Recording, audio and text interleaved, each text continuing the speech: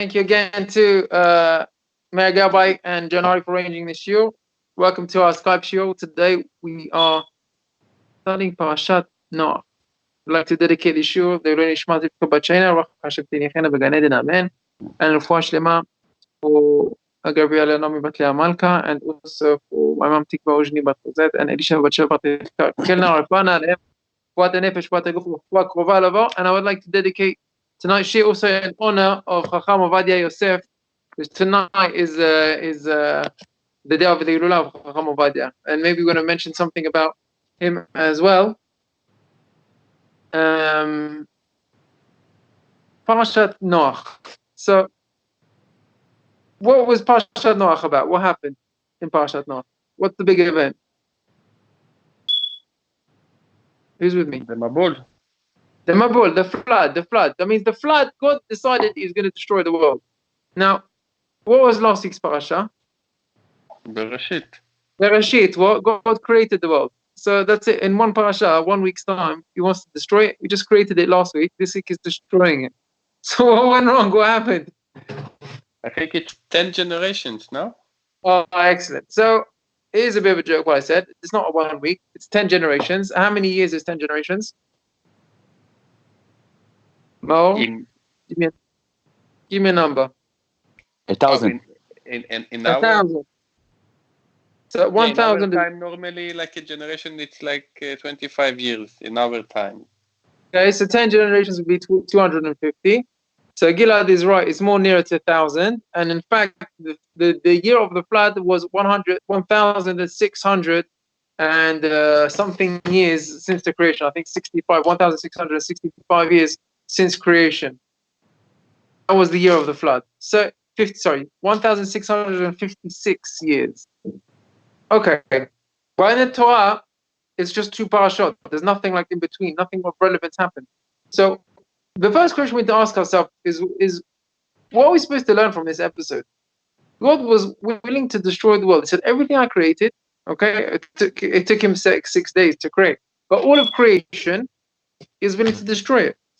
So let's study the parasha of Noach. And we'll discuss that. And then the second question I want to ask is, who was Noach? Was tzaddik or not tzaddik? So, quite rightly, Mao said that tzaddik haya bedorotav. One thing, I just want to get my recording. So let's look at Rashi. If you got Rashi on the first pasuk, Ele toldot Noach, Noach ish tzaddik. So first thing is, don't get confused. He was a tzaddik. Not only was a tzaddik, it's tzaddik tamim. Haya bedorotav et haelokim ithalech Noach. He was working with God, and he was the only person that God chose to save from the whole world. Was Noach, and b'schut Noach also his sons and his family came in as well. So they go in the family deal. Obviously, I'm sure he was their father and he was a tzaddik, so I'm sure also they were tzaddikim as well. But let's look at the first Rashi on the pasuk. What's bedorotav? So quite rightly, Ma'or said, bedorotav means yesh merabatov dorshim oto lishvach v'yesh dorshim oto lignai. What does that mean? That means in his generation he was a tzaddik. In his generation was full of Rashaim. The pasuk Yud Aleph says, "Vatishachet haaretz lifnei Elokim," and the land just went bad and corrupted in front of God. V'timalei haaretz chamas, and it was filled with theft, corruption, deceit, stealing. Everything was bad. Vayarei Elokim et haaretz v'hine nishcheta, ki yishchit kol basar et darko. Everything ruined itself in the world. So this is not why I created the world. I did not create the world for this purpose. I'm bringing a flood. That's what God said. And if we look at Rashi, he said, listen, because he was in a generation of all evil people, that's why he was a tzaddik in his generation. But if he was in a generation of all of tzaddikim, what do you think he would be? He would be even bigger tzaddik. That's one opinion. Compared to all the people in his generation, he was a tzaddik. But if he was in the generation of Avraham Avinu, what does he say? Then לא היה נחשב לכלום. לא היה נחשב לכלום. No, that is a bit harsh, no? Don't you think? לא No, נחשב לכלום. but if you think of Noach, Nothing? יתהלך את השם, ואברהם Yeah. יתהלך לפניי. Good. So, Good. Avraham by definition, יתהלך לפניי is, his level of אמונה, his level of righteousness is a different level than יתהלך את האלוקים. It's... Gilad, the next Rashi says that. יתהלך נוח, ואברהם הוא אומר, יתהלך לפניי. צריך סעד את המוח, needed him to join him. However, which means Rashi hints it. He was strong enough to be able to walk before God. Are we losing connection? Yeah, No, but it's okay. It means that Rashi hints that actually Avraham is bigger. AJ, your video is frozen, but we can hear you, Rabbi.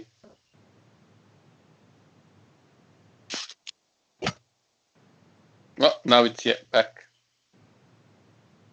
Okay. How long did I lose you for? Oh, like we heard like what Gilad said.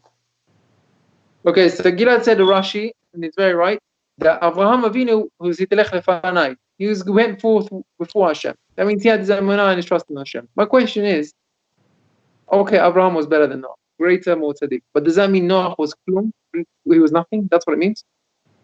If he was elected to preserve the human species, I don't think he was nothing.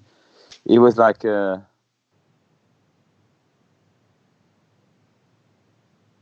on.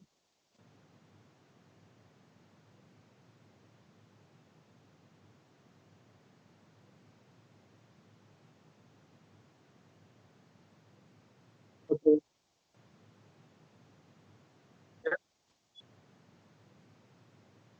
Yeah.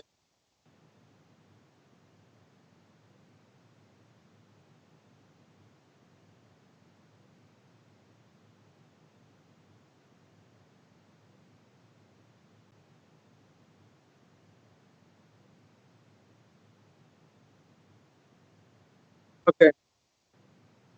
You see, you should join it. You think, go on. You're saying that you should join. If there's someone who's great, a tzaddik in your generation, you should join him. If evil people stay on your own, okay, I accept that. But how are you explaining my question? I'm asking, what does Rashi say? Look,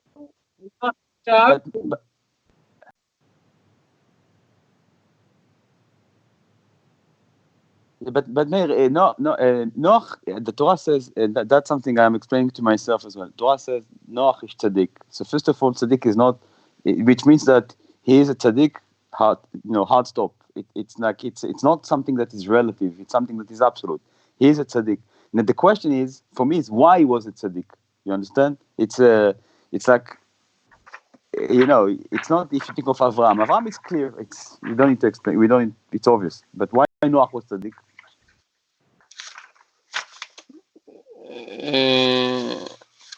But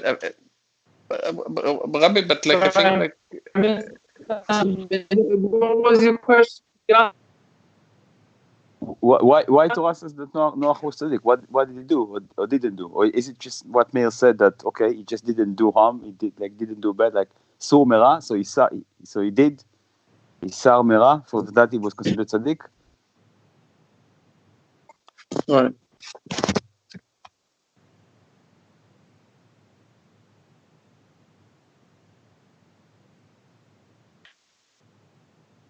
Oh, very good. So that's the Gemara says. So let me just think about this. My question is, first of all, just to get this clear on everyone together. Why does Rashi say the Gemara Sanhedrin that lo haya nechshav leklum? I can understand compared to Avraham, he wasn't as great, but that means he's nothing. What was Avraham's big deal? What did Avraham do? What was his big job? Chesed. Chesed. He was a giving person. Excellent, Gilad. He was a giving person. Now, put that on the side, which is true, and it's going to come relevant to the end of the shiur. But what did he do? What was his big chesed that he did? The big chesed. Excellent. That means he made a good discovery of God, and he didn't keep it to himself. He shared it with other people. Avraham is called Avraham Av Hamon Goyim. Avraham went around to Megayer, to convert people and to influence them about God. Why did he have a tent open the 4 different directions and feed people who came on. Why? Because he likes feeding guests, or he likes what was that? What was the business about? Because he wanted to teach teaching him to bless. Teaching them to bless God. That was what his job was. What was Noach? Noach, why did he build a teva for 120 years? What was the point of making him build it for so long? How long did it take to build a teva? Get a construction company, you can do it in a few weeks. Why do you need 120 years? Rashi says, what does Rashi say? Let's read it. The end of the world is now. I've had enough of them. I'm destroying everyone. Because of the gezel and the robbery which is with them. This is not why I created the world. I don't want the world like this. Everyone is just greedy for himself. Everyone cares about himself.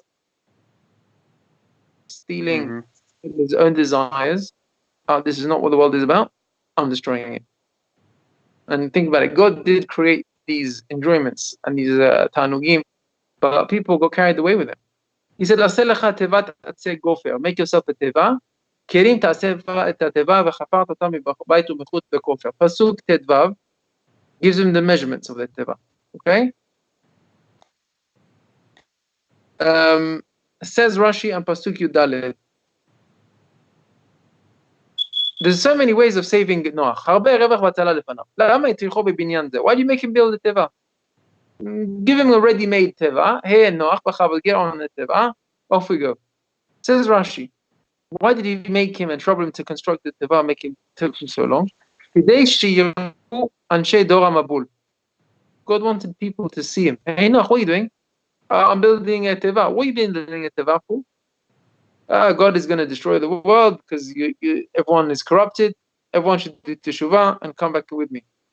People should ask him what you're doing, and he tells them that's what God is going to do. And then maybe they'll do teshuvah. That's what the Gemara says. So that was the point of building the teva. So God was trying to tell Noach, listen, there is an opportunity for people to be saved. You need to go out and save them. Why aren't you doing that? Think about that, Noach. That is what Hashem told Noach to do. I want you to build a teva. I'm giving you the measurements. It's going to take 120 years. Why am I making you do all of that? I don't need you to build a teva for me because I'm trying to give you time. Because I'm trying to make you understand that you have ability to save the world. The Haftarah, which we read in this week's in Parashat Noach, is the Parashat from Rabbi Netanel, you have a question, Gilad? I haven't started yet this year, but you can ask a question. Yeah, so look, obviously you have one mitzvah which is Ocheach Tochiach, which is he should have seen all those that make sense and say, look guys, it's not the way and you need to fix it. And on the other hand is Rodef Shalom, which is also Sur Mera, which is that there is a point that you need to keep distance. Where do you cross the line between these two? You understand what I'm saying? Where do you cross the line between Ocheach Tochiach and Sur Mera and Rodef Shalom? One of the explanations of Rodef Shalom is that you need to stay away from machloket or from bad people or from bad influence. So the question is, obviously, he was surrounded he lived in a very bad neighborhood, right? So the question is, is it realistic to expect someone to say, look, he's going to stand, in the middle of the street and shout every man, look, the end of the world is coming and you need to do tshuva versus saying, you understand that? Yeah, one second. You're going to excuse me for a minute. My laptop's about to die of charging. I'm just going to carry on. So let me just answer you in short, and then you can discuss it maybe. If you're talking about Noach himself, yes, you should have done it. If you're talking about yourself, should you, Gilad, Amir, go stand in London and find all the people doing wrong and tell them off? That's a different question. But if God tells you, here you have an opportunity to save the world, and he obviously gives you a window for 120 years that you can do something about it, then you're supposed to do something about it. And even you, Gilad, Amir, there's people that you can influence. And if you can influence, then you'll be held responsible for that. And I'm talking about, if it's your own family, your own children, that's the minimum. But anyone else, you have a family, maybe a brother or a sister or your wife or the parents, whatever you can, then that is your responsibility. And we're going to talk about that a little bit, but I want to get my charger and we'll come back. Maybe everyone can make a little discussion on what they think about it.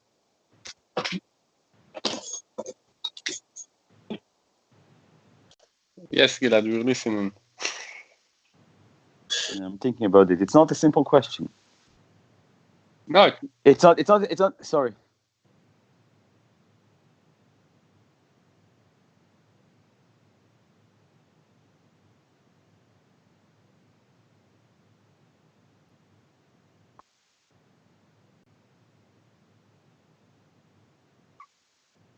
But look, there is always the risk of gava, right? So if you think about it, when you comment someone else, so first of all, you could argue aposel mumo posel. Now the second, you could say, look, you comment because it's you have gava, you think that you are better than someone else, right?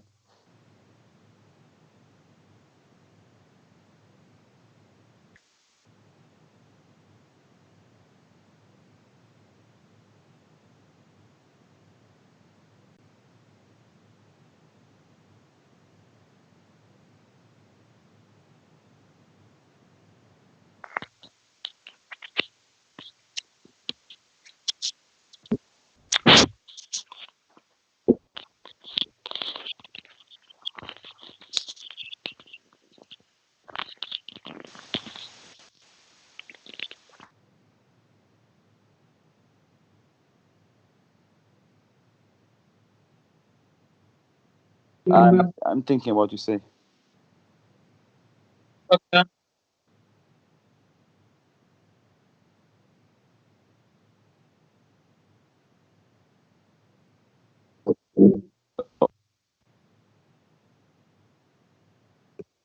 Okay, so about rebuke.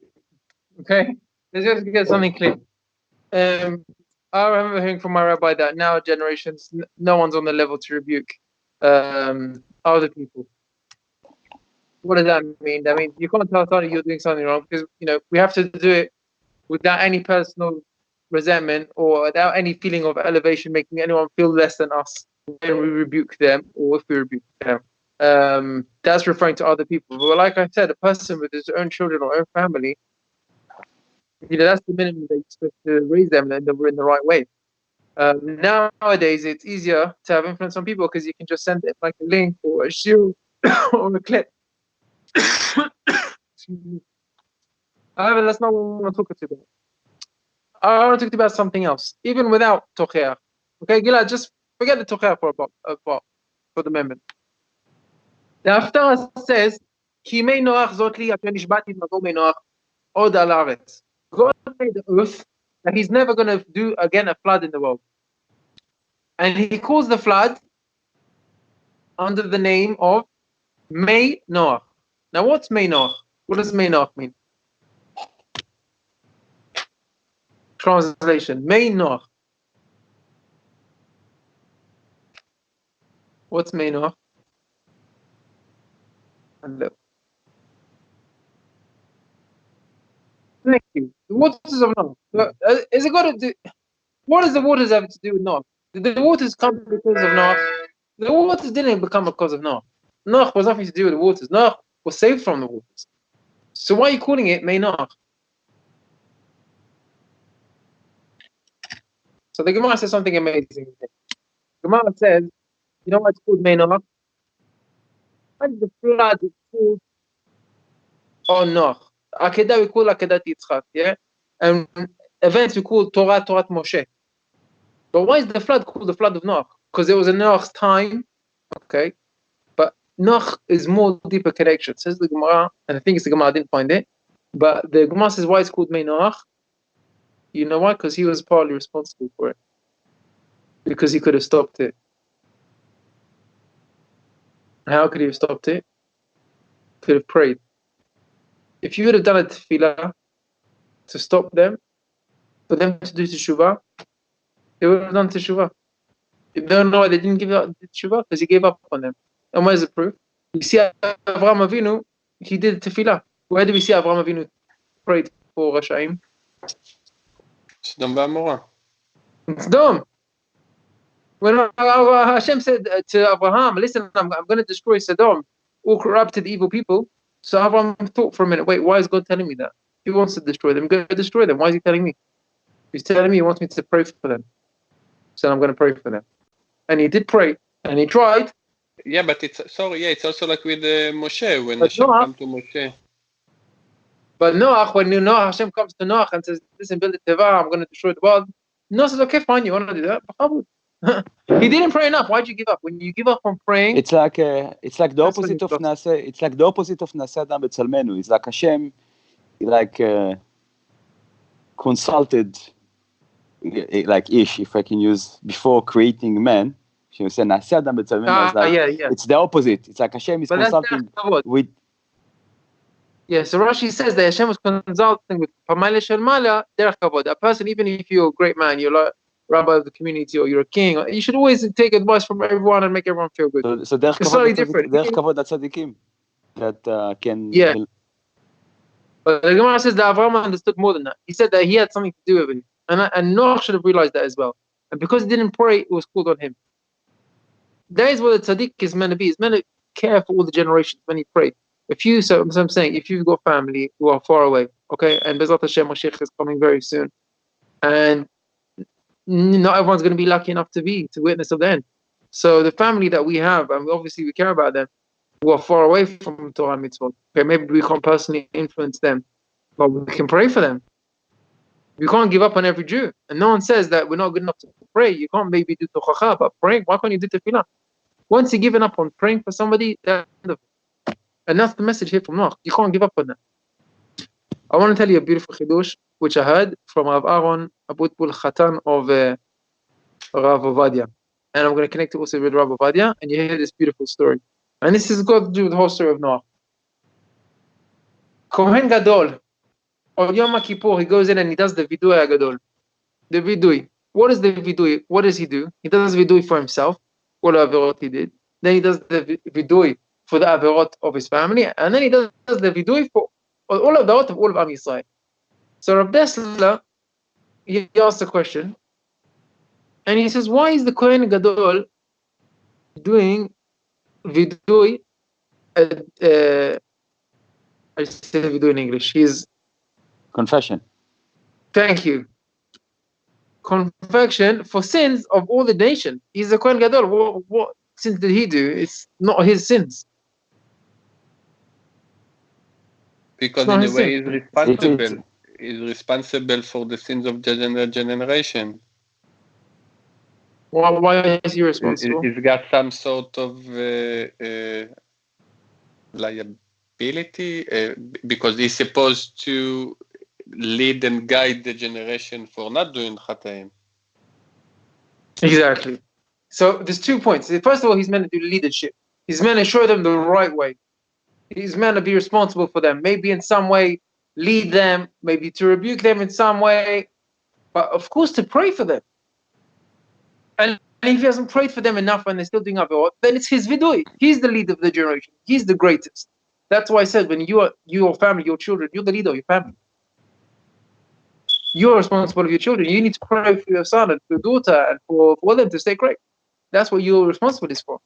So he said this at the shiur. After the shiur, Rabbi Ovadia called him over and he said, Chazak Baruch, I really liked your drasha.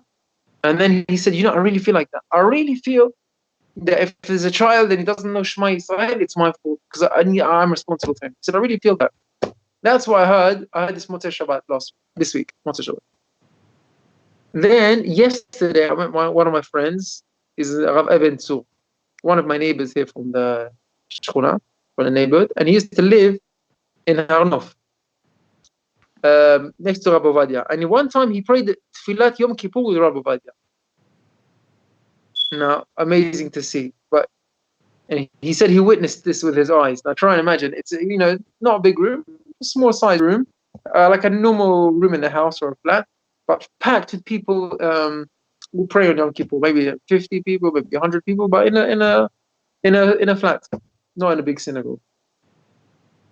And Rabbi Ovadia is there doing the Tfilah of Yom Kippur. And he said they used to do the Vidui Gadol at night time. And in the evening, he said he saw him Chacham Ovadia doing the vidui. As he was saying the vidui, he was crying. He was sobbing away. He crying, saying the vidui, crying like a baby. He said, you can't imagine how much the man is crying over this vidui. And we were all inspired. They said after the tefillah, and he got up. And he says, Rabotai, in a broken voice. He says, you know why I was crying for the vidui? Why was I crying? I crying that I did Chilul Shabbat. I said, I did Chilul Shabbat? I didn't do Chilul Shabbat. I keep Shabbat, all the halachot of Shabbat I keep. It's not me. He said, well, I did Averot. I didn't do Averot. Why am I crying? He said, because if there's Jews which are doing Averot, Chilul Shabbat, it's as if I did it. He said, if you do Averot, it's as if I'm doing the Averot. That's why I'm crying. He said, that's how I feel. This was Chacham Ovadia. See the greatness of a man. He wasn't just a genius in Torah and he knew everything in Torah.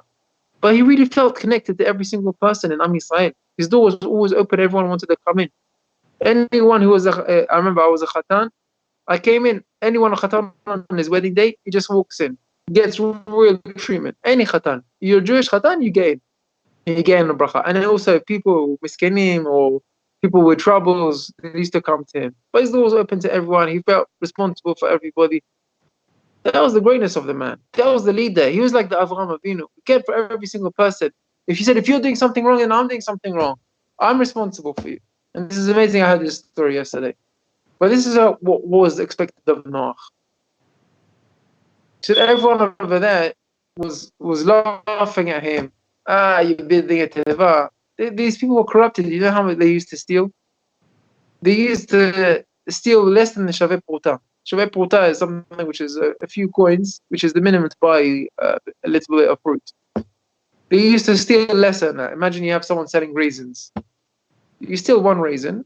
It's not Shaveh Pruta. A goy is not chayav for that. For a Jew, it's asur. For a Jew, it's asur to steal even one raisin. You can't go into a shop and taste the nuts unless you ask for permission. But then in that generation, they used to see somebody coming up, opening a basta, a shop, selling raisins. Everyone used to come, steal one raisin. One raisin. 1,000 people come, everyone steals one raisin. That's it, the shop's gone, he's made no money. They used to laugh at Noach, says, you're building a teva, you know what we're going to do? We're going to break the teva. They didn't say that there's not going to be a mabul. There'll be mabul, we don't care. You think you're going to get in the teva, we're going to smash it before you get in. That used to people say. In the end, the animals protected the teva, that they couldn't break it. There was bears and wild animals around it. But that's what they said to him. And Noach was saying, well, these are Hashem, you want me to pray for them to live? I pray to them to die. But that's not the message of Noach. So no, we're supposed to pray. But even the Rashaim, Moshaim, God's creations, we pray for them. And not everyone can do. Everyone has the power. You don't have to be any fancy rabbi. Everyone has a koach of tefillah. You don't give up on anyone. I met also yesterday a lady, she had cancer for a period of 2 years or a year and a half, and she's clean. She came out clean. And one of the things she said, she did many different things of tefillot and skulot and different ishtadlut. She did not do chemotherapy. And she got clean out of it. And she said one of the things I didn't tell people that she was ill because she didn't want people to feel sad and sorry and give up on her and then give up on herself. She said, I prayed and I believed in Hashem that God will save me out. And through my emunah, my faith, I got saved. That's how she believed, and she was clean for a year and a half. And that's the person doesn't give up on tefillah. This is the worst thing that a person could do. I mean, I know people that on their own son just became not religious, they left, they prayed, and they cried. After 10 years, they just got used to the situation and they gave up on praying for him. I was like, what do you mean he's your son? He's like, you don't understand, we did everything. For my son, for 10 years we did everything, and nothing can change. This is the situation. That is wrong. After 10 years and after 20 years and after 100 years. Tefillah, you never stop, you never give up on tefillah. So that is the first message of Noach. And also, that's what we should do. Now I want to start the main part of the show. That was just introduction. Well, why did God destroy the world? He just created it. Okay, so it took 1,000 years. 1,656 years till he destroyed it. But what was so bad that God said, I can't take it anymore? But the question is, what is the essence of the world? Then, if you understand what is the essence, so then you can answer your question. Go on. So again, the existence of the world doesn't stand in its own right? If it doesn't serve the purpose for which it was created, so it shouldn't stay. It shouldn't be. Okay, excellent. So what does the Torah tell us? What did they do wrong? The Torah says clearly, "Tashachet haaretz lifnei Elokim." And Rashi tells us what was the avera. Lashon erva, v'avodat zara, Hamas was gezel. So the main thing was they went after the ta'avot. They went after their own tava of arayot, was on an extreme level. On extreme level, they went with arayot and also gezel, stealing. Okay, and maybe nowadays we know. I don't know how far off this. We have corruption nowadays. There's stealing and there's arayot. Is that so different to Dora Mabul? So there was extreme situations. It was extreme. In fact, he says that with the relationships, that means God created man to be with a woman, to marry one woman, to be with them. That was how he created. But they completely messed up their institution. And for their own personal pleasures, they went with different women of different ages, and also with men, and also with animals. And also the animals went with different species of animals. Everything was messed up. The whole creation was messed up. And then God said, listen, I need to destroy it. So first question is, why is that so bad? And Gilad's good train of thought. Second question is, why did he choose specifically to destroy the world with water? I'm saying there's different things you can do. That God brought 10 plagues in Egypt. None of them was water. There's no water plague. So interesting. Why is it specifically water? We know water cleanse, to purify. So I like that answer. Water is cleansing. Water is purifies. And water is metaher.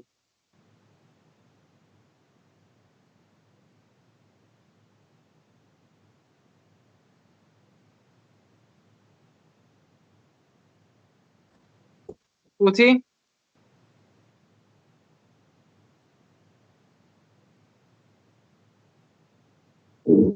Right. So it's like a mikveh. It's like a purification. That's like it's like Hashem was doing a mikveh. I like that. And also to keep the fish, right? Go on. Not to kill the fish. So the fish didn't participate in the. So that was one way to clean up the mess without killing the fish. Yeah, it's also true. Yeah, but maybe also you could do something just on the dry land, just to kill the land. The fish was actually the purest out of animals because it wasn't influenced by the land. But Tishachet haaretz. Haaretz is specifically the land and not the water. Because when God created the land, it's vayikavu hamayim. You remember what it says? Vayikavu hamayim.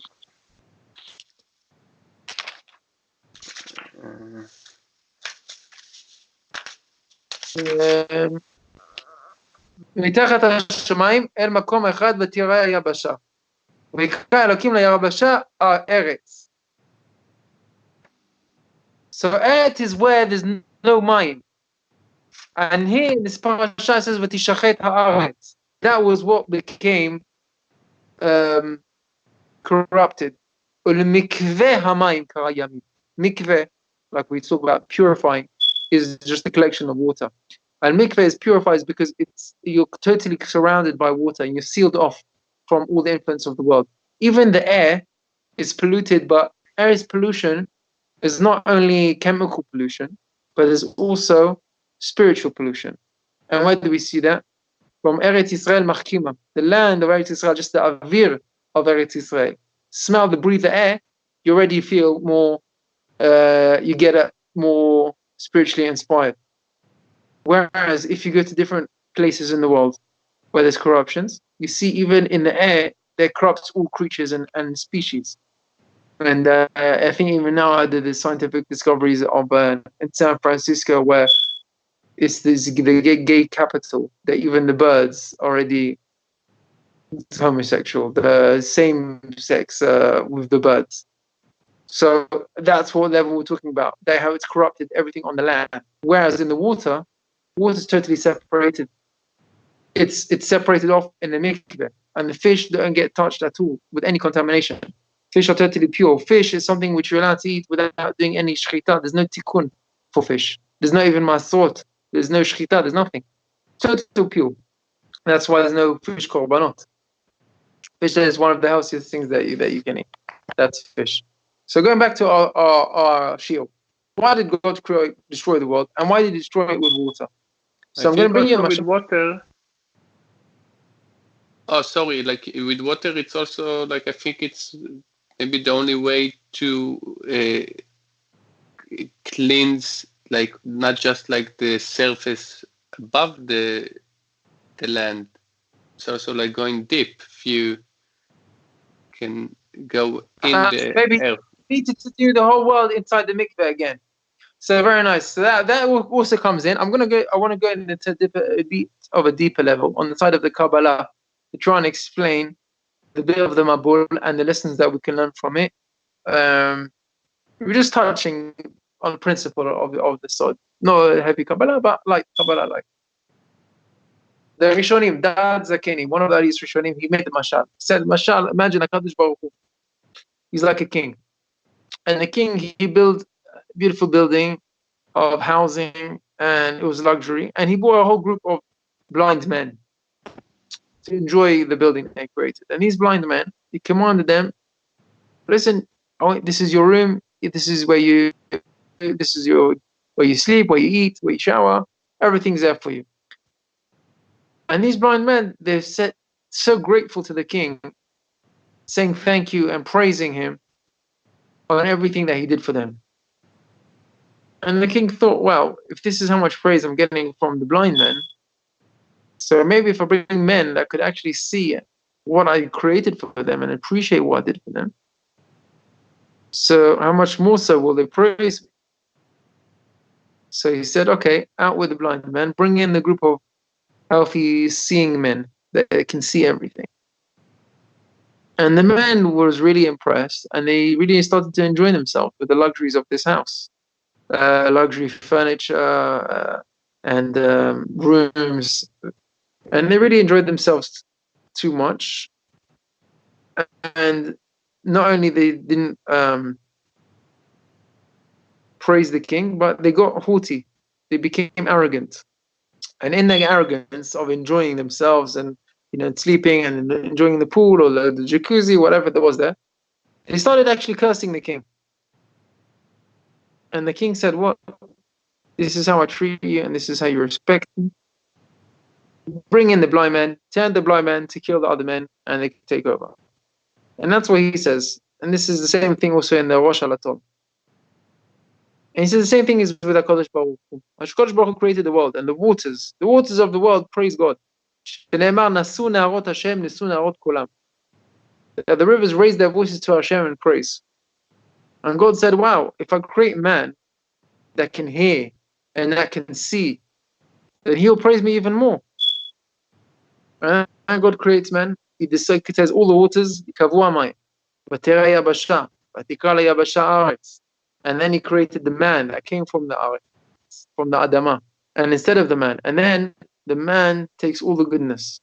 He plants, he harvests, he eats, he becomes arrogant, he becomes wealthy, he's full of himself, he rebels against God.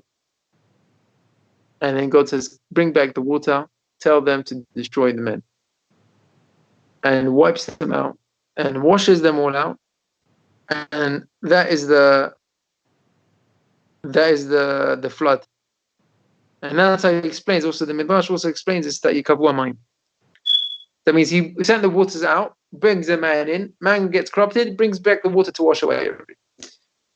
So I'm going to share with you before this, put together with one of my close friends. His name is Rav Simcha Fortune. in his Sefer Itarot Lebnei Aliyah, which means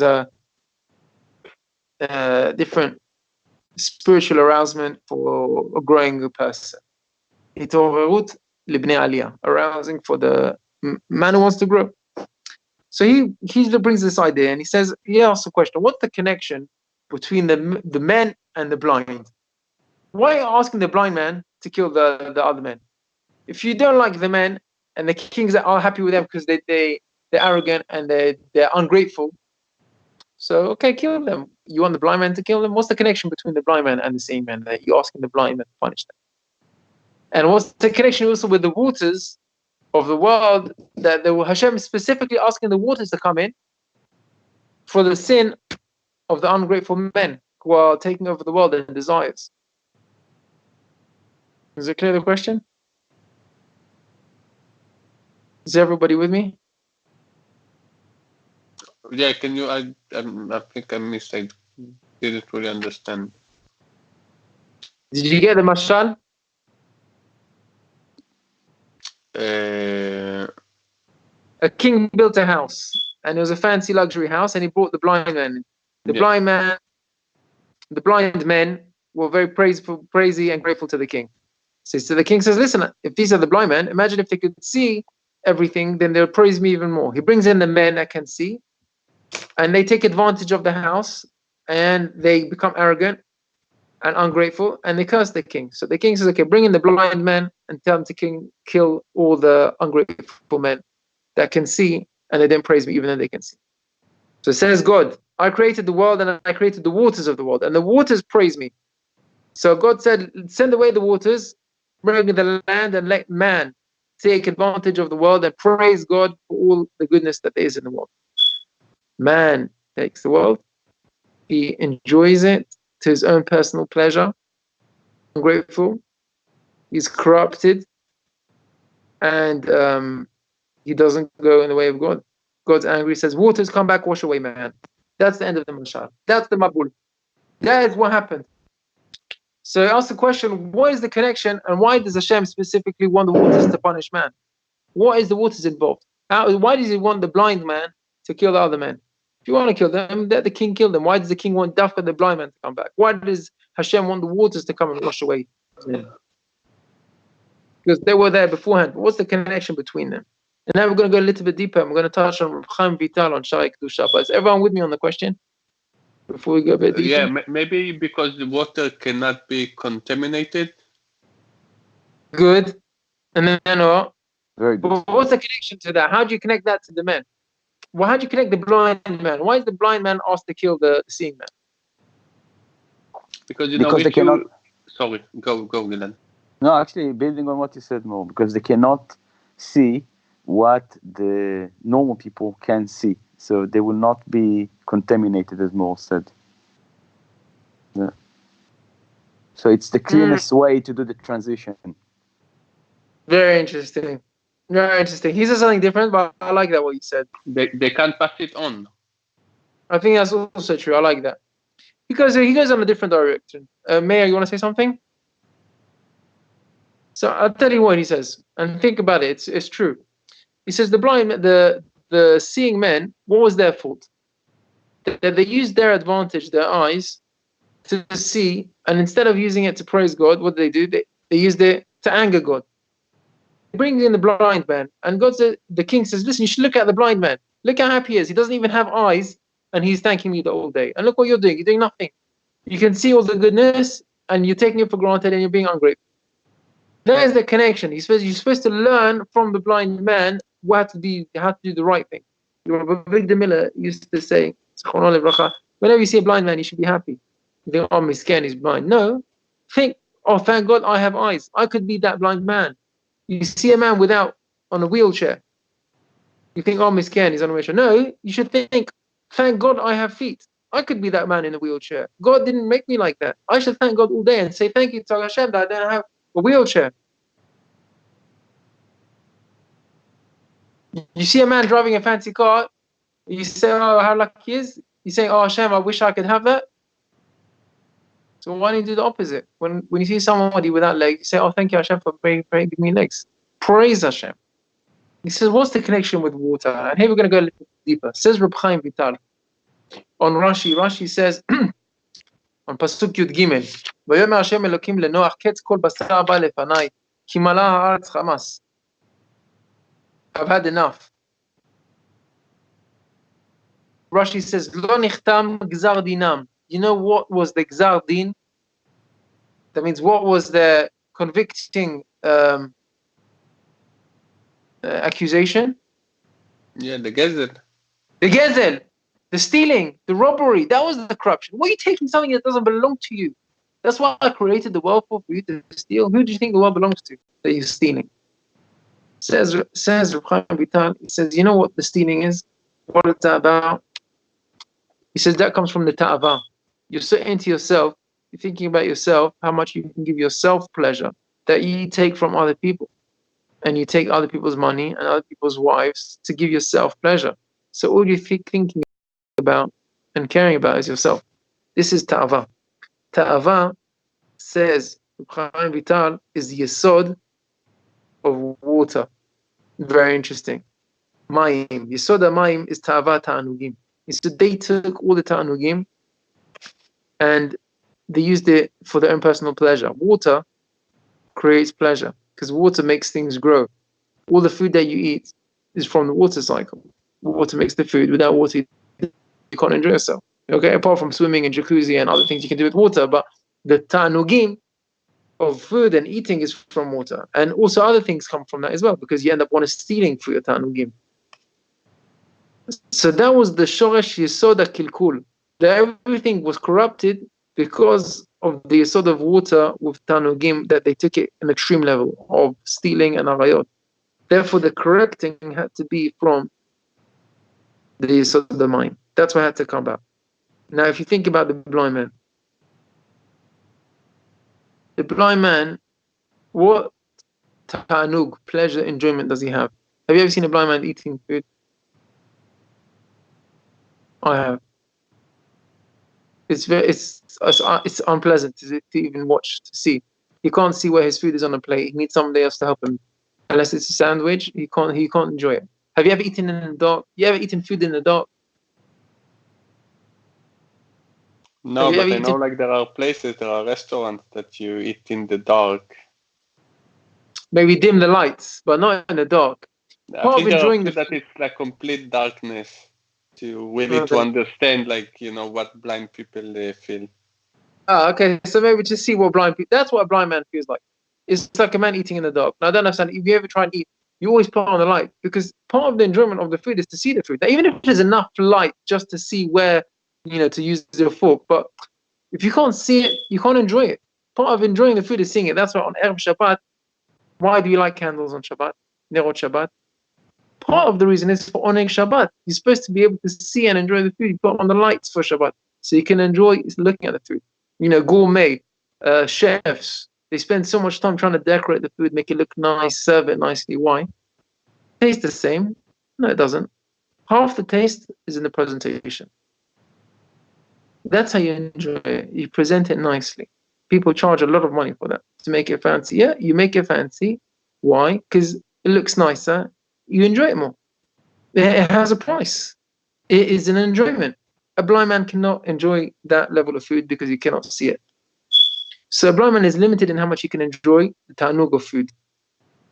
And also the blind man always feels inferior and feels like he has lost something. Whatever he can do, but he still feels like he can't see.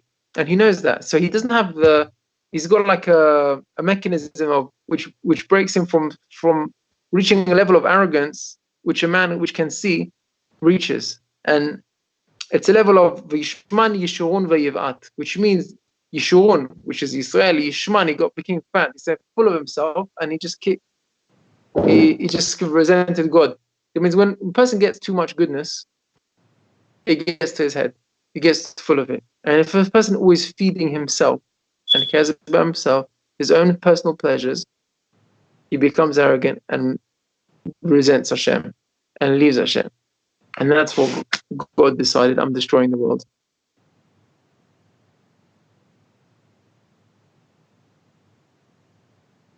And it's the water which makes everything grow. The Gemara says in Sanhedrin, Tanu Rabbanan, Dor HaMabul. לא נתגאו, אלא בשביל הטובה שהשפיע עליהם הקדוש ברוך הוא. They only became arrogant because of the goodness which God gave upon them. אמר הקדוש ברוך הוא, I gave them so much goodness, בא מכיסין אותי, with the goodness that I gave them, they make me angry. I made a person rich and he makes me angry. Where do we see that? In the Torah? Where they, in the Sodom, they got so much goodness, they became corrupted. And that's what person can have so much money, it gets to his head. You see that people become rich quickly, they become arrogant. He says, that make me angry with what I gave them, with that, with the goodness which I gave them. God gave them water, and water made everything grow and flourish. They didn't even work hard. They just, drop a seed by accident, boom, grows the trees and fruits, and they had everything. He said, with the water, I'm going to come back and destroy them. And that's the water of goodness. So now I'm coming back. How do you rectify that? Their sin was caring about themselves, feeding their own ta'ava. That's not what God created the world for. Why did God create the world? Olam chesed yibaneh. God created the world for there to be chesed, to be given. That's how you build the world. If you're just greedy and taking for yourself, that's not what the world is for. That doesn't build the world, and that's not why I created the world. Olam chesed yibaneh. The world is created on chesed. That's what I need. The biggest chesed is Torah, teaching Torah, giving Torah, showing the people of Torah. But any chesed, that's what creates the world. So God had to fix that. How do you fix that? Says Rav Mordechai Miller. Sorry, not Rav Mordechai Miller. Says Lev Eliyahu was Rav Eliyahu Lopian. He says, you know why Noach had to be in a teva for 12 months? You know what they were doing in the teva? What were they doing in the teva? Do you think they were relaxing? Taking care of the animals. Working hard.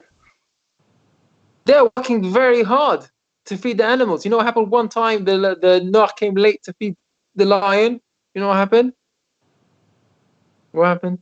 The lion nearly ate Noach. He lashed out at Noach and he got him injured for life. He injured him. He came out limping because he came a few minutes late to the lion. Now, why do you think you come late for the lion? If you know that the lion's waiting for you for food, you don't come late. Obviously, they was delayed because you couldn't help it. You had busy with other people. You need to make sure you're on time. Yeah, you can be late for other things, but not late feeding the lion. And he probably was never late again, ever. But he was very busy the whole time. They didn't have any rest. They were busy giving to others. Not other people, to animals. Even to animals they were giving. That's important of giving. And the conscious chesed of this, so that's how you become a giving person. God wanted the people of the world to stop thinking about themselves and think about others, to think about the needs of all the animals, what other people need. And it says from Mordechai Miller, after the Mabul, God made a promise he'll never bring a Mabul. You know why? Because after Noach and his sons, they had so much chesed for 1 year, that became ingrained in them that they are giving people. And then there's no need ever more to bring a Mabul, because they will always have that midat chesed, and that's what built the world. Olam chesed yibaneh came from those people that left the teva with the character, with the midah of giving. Now I'm going to tell you something very interesting. It says the Sefer Chinuch and also the Mesilat Yesharim, Adam nif'al al pi pe'ulotav. You know what that means? That man acts becomes part of what his actions, becomes like his actions. And that's part of doing the mitzvot. When you do a mitzvot of giving, of chesed, you become a kind person just by giving. Even if you're not a kind person. But if you give every day, you will become a kind person. I remember exactly, he says the influence, it works both ways. You're inside also, if you're a kind person, you will be giving. But also if you just do an act of giving, you'll eventually become a giving person. And I'll give you an example of this. I always say this. I heard that he said about one of his daughters. He said that when she was young, he saw her on a child. And this is normal. Normal children are greedy. They don't like sharing their toys or sharing their nash, their sweets. They don't like it. And she was especially greedy. When there was the things for everything, she took all for herself. And you know what he decided do, and he was very clever. He said, every time there was something to give out to everyone, I made her give it out. We were giving out books. She was the one who gave out the books. Treats, she gave out the treats. Sandwiches, she'd give out the sandwiches. Drinks, I'd made her give out the drinks. Whenever there's opportunity. And I always made her, especially in childhood. He said when she grew up, she was the biggest Ba'alat Chesed out of all of the family. She was running around and doing the organizations and helping make sure everyone has what they need and help people get things. How does that become part of her? Because that became ingrained. She was doing the action of giving all the time. She didn't realize it, but the cleverness of her father made her realize that's how I'm going to build this girl. I'm going to make her into a giving person. So that is what God wanted to do with the Mabul. He wanted Noach and his sons to come into Mabul and to be given to other people, to give to animals. Then they can give to the world, and that's how Olam Chasidi Baneh. When people are just thinking about themselves, they become haughty, arrogant, and corrupted, and that's what God does not want in the world. That's why God destroyed the world. The pasuk in Mishlei says, "Leta'avat yivakesh nifrad."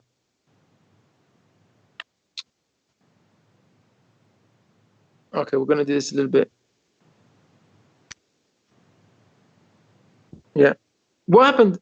Does anyone know about the Dora Flaga? What was Dora Flaga? The episode of Dora Flaga. Anyone heard about that? Dora Palaga. Migdal Bavel. Excellent. Migdal Bavel. What was Migdal Bavel? Migdal Bavel was a group of astronauts. The first astronauts in the world, in the Torah. They built a Migdal. They didn't build the rocket, but they built a very tall tower. Maybe taller than the Twin Towers, maybe taller than the tallest building that we have today. They went up to the Shemaim. They worked on it for many years, and they didn't stop. They're going to go up till they fight Hashem. And Hashem got angry with them, and he punished them. Okay, I'm not going into all the details, but I'm just asking you one Rashi. Rashi says, Perik Yudalef, Pasuk Tet. What was worse, the generation of the Mabul or the generation of Migdal Bavel? Which one is worse? Of course, Mabul. Of course, Mabul. Why? Because at least the Dora Palga were together. They were united. Yeah, but how do you know that was worse? How do you know Mabul was worse? Because of the punishment they got. Exactly. You see the punishment. God didn't destroy the whole world for Dora Palaga, Dora of the Migdal Bavel. But on the Dora Mabul, he destroyed the world. So how do you see that? So you see from here, he said because they were all united and they were all together, and there was shalom, there was no machloket. That's the advantage of how much Hashem loves that. He says the Dora Mabul, they were stealing from each other.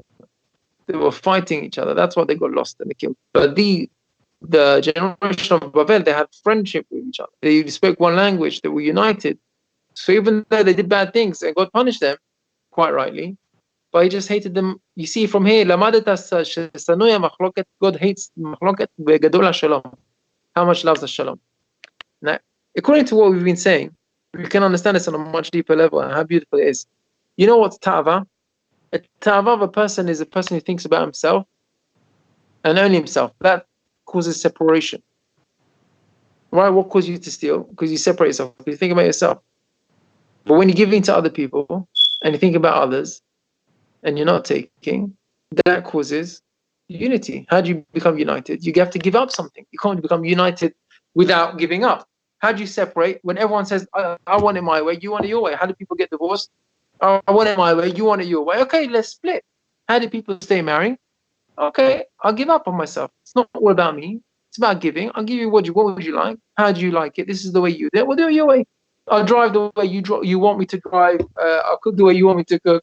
Everyone gives up what they want, and that's how you give in. It says, after the Mabul, after Noach did the whole tikkun of his sons, and he rooted it into his children and the generations of this character of midah, of giving, of netina, that caused the achdut of the Dor Bavel. It's because of they went into the teva that caused the shalom afterwards. The Midrash says that, like Gilad said in the beginning, Noach was saved b'schut Moshe Rabbeinu. What was Moshe Rabbeinu? Why was he called Moshe? Why? Why was Moshe called Moshe? משתה אותו. כי מן That's המים, how. מן המים משתיהו. He was drawn out from the water. What was the water? Water, we said, was midat ta'ava. He was drawn out from the ta'ava. The ta'ava was the Dora Mabul, that they all had the ta'avot thinking about themselves, the water wipes them out. Moshe was drawn out from the water. That means he was separated from the water. He was the opposite of the Noach. All the generation of Noach was attached to the ta'ava, to the ta'anugim, because the water produces all the ta'anugim which in the world, all the food, all the eating. Moshe was separated from Olam Hazeh. Total ruchani. He was min hamayim mishitu. But the pasuk in Yechezkel says, Kol hatzameh. Kol hatzameh was the pasuk. What does it say? Lechu. Everyone who's thirsty, lechu lamayim. That the pasuk says, Kol hatzameh lechu lamayim. And the Radak explains, En mayim ela Torah. So Torah is water. Now think about it. Torah is water, and Torah is also ta'anugim, ta'ava. So how does that come together?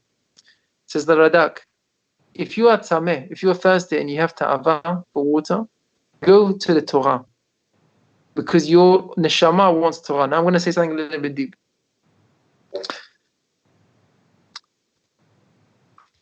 The source of the shoresh of ta'ava, all evil desires or lust and all the averot, you know where it comes from? From a point of kedusha. Your yetzer hara has an extreme pull for kedusha, and a person doesn't know how to feel that. Comes up the ta'ava, and the ta'ava takes over. He says, if you're thirsty and you have that ta'ava, go to the Torah, because if you enjoy the beauty of the Torah, that can fill up your neshama. Your neshama is craving for the Torah. You're just misinterpreting it the wrong way. That's why the Midrash says, Ashrei ha'ish asher lo halach b'derech hasha'im u'betorat Hashem chefetzo. And what's his desire? His desire is Torah. Now, says the Midrash, you know who is ha'ish asher lo halach b'etzat resha'im? Who is that man? The Midrash says, you know who it's talking about? It's talking about a specific man in the Torah. Asher ha'ish asher lo halach b'etzat resha'im. I'll give you a clue this week's Shah. Who? Noach. Noach didn't go b'etzat resha'im. All the resha'im were in generation saying, forget it, let's do it, let's enjoy the world. Noach didn't go with them. It says the pasuk, Ki betorat Hashem chefetzo. Chefetzo, what's chefetzo? Meaning your desire, your cheshek, what you want. What he wanted was Torah. Ki betorat Hashem chefetzo. Where did he decide to take out his pleasure? In his Torah. He said, what am I doing Saturday night? I'm doing chavruta. What are you doing? You're going to your clubs to enjoy yourself? This is how I'm enjoying myself. We say in Mishlei, P'tach libi b'toratecha. What's libi? Ta'avat libo. We say chatan. Ismach chatanim. How do we say? Shadai yemale ta'avat libo. What's ta'avat libo? The ta'ava of Torah. I have to tell you a story of Rabbi Ovadia. I'm going to finish with this because it's getting late and I've been speaking for almost an hour. Chacham Ovadia Yosef was one time ill on Erev Pesach. Can you imagine? Erev Pesach he was ill. And he said to his children, listen, I'm ill, I need to rest. Please, we're doing a quick one tonight. Do Haggadah, let's do it. So they did the Haggadah, they said every word, they didn't miss out anything, they drank the full cups, they did the Seudah, very little bit devout Torah, just the minimum, and they did Birkat Hamazon, they did everything, Shir Hashim, and they finished the Haggadah. Okay, so instead of taking normally 4 hours, they did it in 2 hours. I don't know the numbers, but they did it in less time because he needed to go have a rest. Can you imagine Leila Seder, Matzah, how much you're waiting for Leila Seder? Obviously, Rabbi Ovadia, he was feeling totally ill that he needed to rest. He said they finished the Seudah, they finished the 4 cups, they did the Shir HaShirim, he got up and he walked to his bed. Now, on the way to his bed, he's got shelves. I don't know if you've ever seen his house. Every single part of his house is Sfarim. Okay, I've got one Sifriya, one bookshelf on my side of the house, all my Sfarim. But he had, there's no pictures. Every part of the wall is Sfarim. Even above the door, there's like a little space above the door, there's Sfarim there. So as he was walking in the room, he looked at a Sefer, he saw it. He looked at it, He stopped. He pulled it out and he opened it, started reading, started thinking about what he's reading. And then he turned over a page and he started being, and then he sat down. He sat down and he's reading a sefer.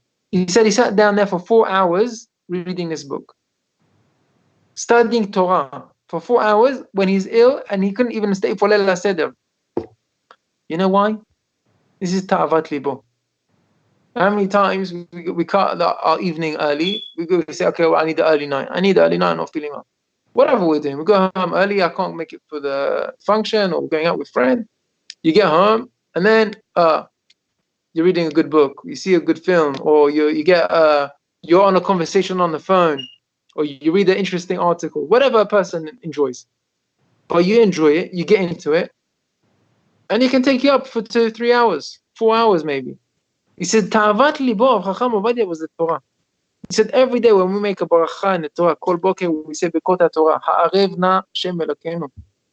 Ha'arev na, make it sweet for us, your Torah. We pray for that in Bekot HaTorah. We say, P'tach libi b'toratecha. Says Rav Eli Alapian, he said, you have kavanah that your ta'ava should be in Torah and shouldn't have ta'ava in other things. And this is really the beauty of the Torah that we can have. It's more on ta'anug than all the other ta'anug. And this is why God created the world. The Torah chesed aleshona. The Torah and chesed goes together. And this is why God created the world. Olam chesed yibanim. And we stop thinking about ourselves and start thinking about each other and other people. That brings shalom, that brings achdut, that brings the world. That's what the Creator was created for. And to think about other people in the spiritual sense, to pray for them, not to give up on them. Not like Noach, be like Avraham Avinu. Pray for every Jew that you have. Everyone you see, I'm praying for him. And then you will be the reason why God created the world. Everyone should say, Bishvili nivra ha'olam. God, the world was created for me because I have the ability to give. That's how great I am. You should give from yourself, give to your family, give to your neighborhood, give to your community, give to your people, give to your country, and give to HaKadosh Baruch Hu. Praise him and give him thanks for all the goodness and the good things that he gives, and appreciate for that. I thank you all very much for listening. I hope you enjoyed the shiur, and I wish you Shabbat Shalom.